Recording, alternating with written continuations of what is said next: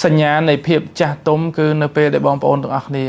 លែងចង់បានការចាប់អារម្មណ៍លែងចង់បានក្តីស្រឡាញ់ពីមនុស្សជុំវិញខ្លួនលែងចង់បានការខ្វល់ខ្វាយការយកចិត្តទុកដាក់ហើយបើបងប្អូនទៅកម្មវិធីអីមួយចឹងក៏អត់សូវនិយាយអីច្រើនពេលខ្លះថតរូបមកប៉ុស្តិ៍ដើម្បីទុកថាបងប្អូនបានទៅកម្មវិធីមួយនឹងចឹងទៅអត់សូវនិយាយអត់សូវស្ដីទៅអង្គុយ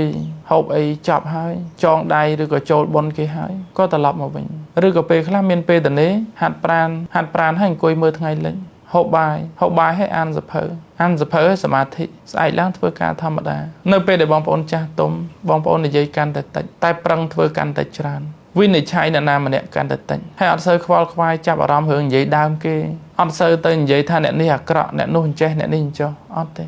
តែប្រឹងខំរលុយពីមុនធ្វើការងារ8ម៉ោងឥឡូវធ្វើពី10ម៉ោងក៏បានទទួលយកសម្ពាធគ្រប់បែបយ៉ាងបានទាំងអស់បញ្ហាអីដែលកើតឡើងញញឹមដាក់បញ្ហាអត់រត់ចោលបញ្ហាដូចមុនហើយរៀនមើលមនុស្សស្វែងយល់ពីមនុស្សអ្នកណាត្រូវជួយក៏ជួយអ្នកណាមិនត្រូវជួយក៏ដើរចេញហើយនៅក្នុងចំនួនអត់ឆ្លោះទេឲ្យគេឆ្លោះតែឯងគេស្អប់យើងឲ្យគេស្អប់យើងតែឯងអត់ស្អប់គេវិញទេគេខឹងយើងឲ្យគេខឹងយើងតែឯងអត់ខឹងគេវិញទេនិយាយទៅគឺមិនសមតែសុខដើរចេញដោយសន្តិភាពពេលខ្លះភាពស្ងៀមស្ងាត់គឺជាការឆ្លើយតបដ៏ល្អបំផុតទៅគ្រប់ស្ថានភាពទាំងអស់ហើយពេលខ្លះភាពស្ងៀមស្ងាត់គឺជាជ័យជំនះនៅគ្រប់ស្ថានភាពអរគុណបងប្អូនជម្រាបលា